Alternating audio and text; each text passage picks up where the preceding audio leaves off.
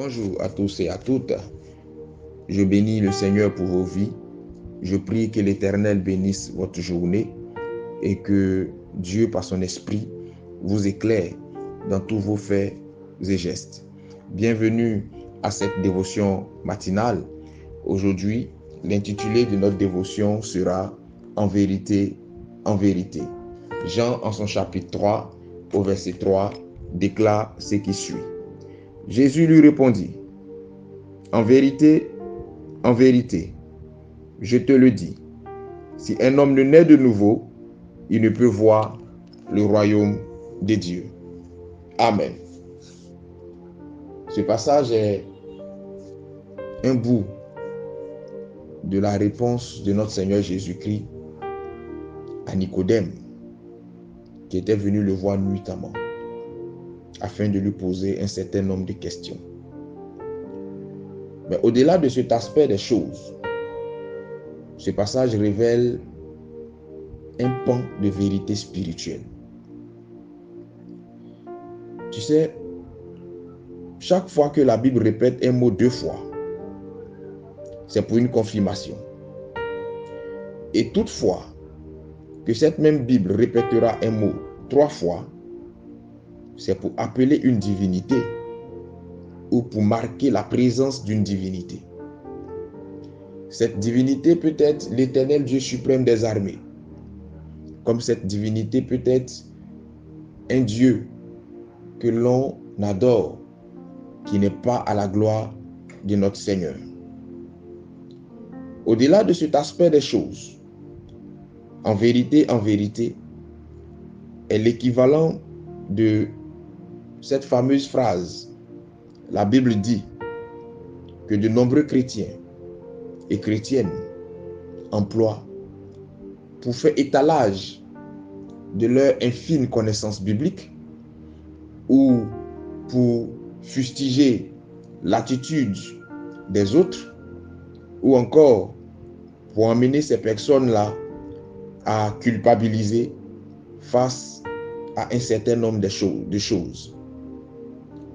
Vois-tu, la Bible, les versets bibliques ne sont pas là en premier lieu pour te servir d'arme contre ton semblable.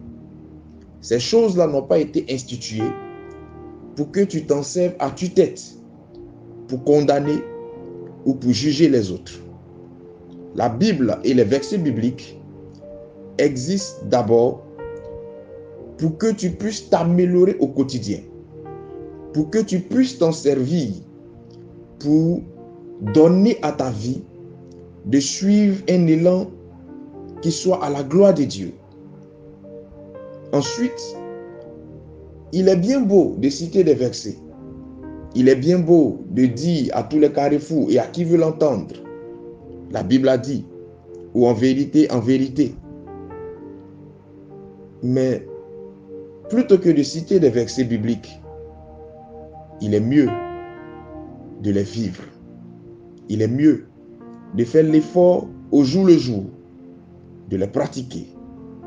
Parce que la meilleure manière de faire étalage de sa connaissance biblique, ça ne sera pas de citer des versets, mais ça sera simplement de laisser ces versets-là se faire voir dans ton comportement au quotidien, dans ton attitude sincère et véritable vis-à-vis des autres.